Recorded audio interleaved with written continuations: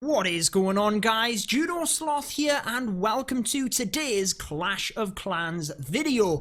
We are going to be telling you everything you need to know about sneak peek number 1 for the October 2019 update. Be sure to leave a big fat thumbs up on the video if you are hyped about this one, guys. And it is important to note that this is only sneak peek number 1. Be sure to subscribe and turn on the notification bell so you get to see all of the update information as soon as we can bring it to you. Now, the first thing I want to mention about this sneak peek number 1 is the loot cart. It is on the side of the base. Finally, thank you, Supercell. How many of you guys were stuck with the horrible loot cart glitch, I want to call it, where you had maximum gold or elixir or dark elixir? It didn't even have to be all of them, and you couldn't collect it. It spawned in a horrible place on your base, and then you couldn't switch layouts. So now that Supercell have listened to all of the feedback and moved it to the side of the base, that should not happen anymore, which is pretty exciting, guys. Now, sneak peek number 1 is all about quality of life changes, and probably the main one. We teased it yesterday in the developer update, but now we show you gameplay from the developer build, is the brand new Recruitment Tool. This is very exciting, guys, because unfortunately, Global has had to say goodbye. It's gone forever, but we have a brand new recruitment tool to replace it. The first thing that you want to put on your profile is, do you actually want to receive invites? You can say, nope, I do not want to receive this, or, which I would recommend, yes, please send me an invite. Even if you are in a clan, you can actually receive invites. You never know. Another clan that you never even knew, which might be a better fit for you, might come a-knocking. Now, how exactly does this all get matched up? Well, Supercell have a very intelligent system. You, as a player, are able to select labels to describe yourself, and in a second I am going to show you the clan side of this as well, so you can see that as a leader what you have to do and what the database looks like when you are searching for new players. Now, there's a good variety here. I think it covers a lot of topics. Maybe you class yourself as a veteran. This one could be a badge of honor. You could put that one on there. Build a base? How many of you guys will be selecting that? I tell you what, guys, this is kind of cool. It brings a pretty nice opportunity. Drop in the comments. Right now, you have 3 tags to put.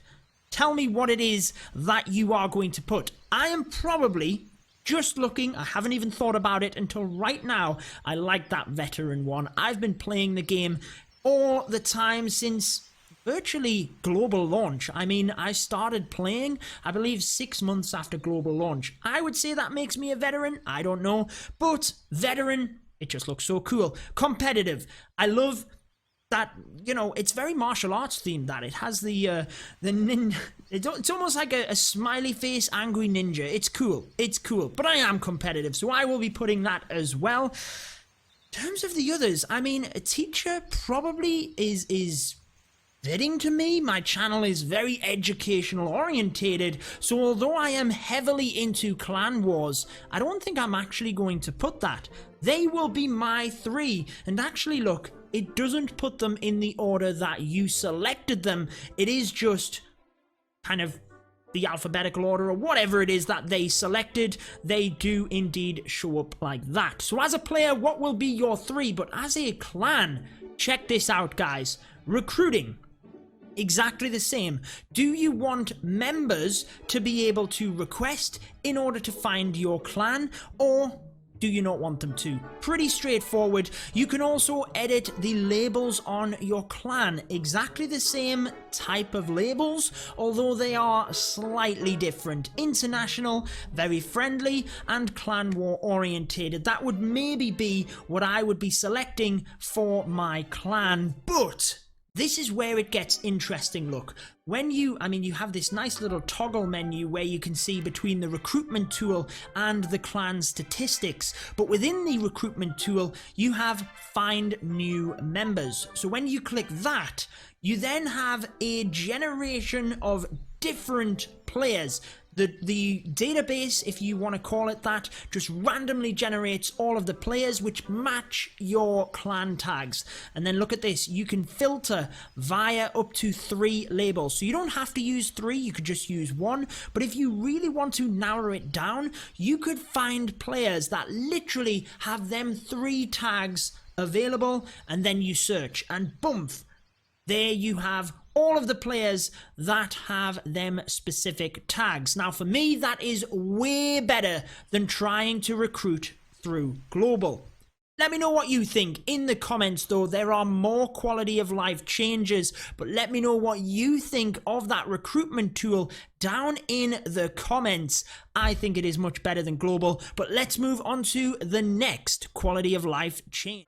The next quality of life change is for the season challenges. Now this is the developer build, that is why there are so many challenges here, but basically we will now have a little bit more variety. You will get challenges using a set troop, a certain amount of them, and getting a set amount of victories as well. So this is very similar to the clan games, it's very similar to the events that we often see in game, and obviously this could be any troop within the main village and the builder base as well. Also spells will be rotated into that as well, just giving us a little bit more variety, and we might also see winning a set amount of war attacks within the season challenge. So more variety, more challenges, pretty cool from me. However, this next change, I think, just looks brilliant. When you tap Get Gold Pass, you see this nice display of what exclusively, in summary, you will get from purchasing the Gold Pass. Now, I think that looks aesthetically so much better, so a big props to Supercell on just taking the extra time in order to get that one done. Moving to the next set, we have the clan games. Unfortunately, here on the developer build, there is no clan games active. However, Task Revive will now be present. Now, how many of you have started a clan games task and then you've had to dash off and do something, you come back, maybe there was only 1 hour for that task, you had one more attack to do, and your time has run up. Well, now you can revive that task. It will cost a small amount of gems, no mention as to how much that will be. I am assuming it will be very similar to when you scrap a task, but this will be basically reviving it. Very cool in terms of just giving you an extension in order to get that one done. We've mentioned the loot cart, which again I think is fantastic. Yesterday we mentioned Legends League and how the cooling time for moving traps has been reduced, and it's all to do with the reset of the Legend League day. Now, decorations within the game, I don't actually have any on my base here, but in the shop you can purchase decorations, and these previously could skew the pathing of troops. For example, people would purchase the small ancient skull and they would use that right in the corner of a base here, potentially with a multi-inferno or something like that, and the archer queen would not be able to reach the multi-inferno because of that obstacle. However, now that is gone. It really doesn't matter anymore, the troops will just walk over the top of that obstacle. However, it does say it might still affect the pathing slightly. We will have to test that one out once the update drops. Maybe we will get more information on that. However, the Grand Warden's AI is improved. fantastic news, guys. How many of you have had the Grand Warden follow a bunch of minions instead of balloons? Every once in a while it just happens, and they have decided to go back to the drawing board and try and make it even more foolproof. I mean, who wants the Grand Warden to follow a couple of minions or lava pups? So I'm assuming they have tweaked the coding within the game here in order to make the Grand Warden so that he does not randomly abandon his group, is how they described it. That is awesome for me. Now in Legends League, we know that we basically now do not have clouds. We don't have to worry about it. However, in Titans League, Titan 2, Titan 1, there are still clouds to a degree. It's not too bad. I tend to hover in Titan 1 as well. However, Supercell are trying to cut down on this. So instead of having a 3-hour shield or guard, should we say, within Titan 2, this has been decreased to 2.5 hours. In Titan 1, instead of a 4-hour guard, this has been decreased to 3 hours. So it should help a little bit with that. Moving across to the builder base, there are slight changes. We now have a better reward for any victories in between 5,000 and 6,000, and also the reset is now 5,000. Also, the gold mines and the elixir collectors will now be productive and hold golden elixir for up to 24 hours. Previously it was 12, guys, which meant if you only logged in once a day, you weren't necessarily getting all of that loot. So a pretty nice change there in order to help get you guys some more loot. And that is all of the quality of life changes for this episode.